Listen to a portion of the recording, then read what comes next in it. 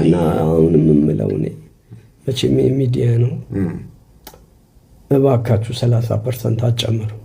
ነዳጅ አጨምሩ፣ የእውነት አጨምሩ። ትክክል አይደለም ይሄ ነገር። የሚጎዳው ህብረተሰብ በጣም ብዙ ነው። የእግር መንገድ እየሄደ ቢሮ የሚገባ ሰው ብዙ ነው። ባስ ሌሊት ተነስቶ የሚቆም ብዙ ነው። ኑሮውን አታክብዱበት። እንብላ ከኛ አትቀሙን። ለእኛ የሚሰጥ ነገር ነው ማድረግ ያለባችሁ። ህዝቡን በምን ልናገዘው እንችላለን ነው እንጂ በዚህ ልክ ጭካኔ ትክክል አይደለም። የእውነት ትክክል አይደለም። እኔ ተጨክኖብናል ነው የምለው። መጽሐፍ ቅዱስ ስለ መሪዎች ጸልዩ ይላል። እንጸልያለን። ምንም አንድ ነው ሁለት የለውም። ሲከፋን ደግሞ እንደዚህ እናወራለን።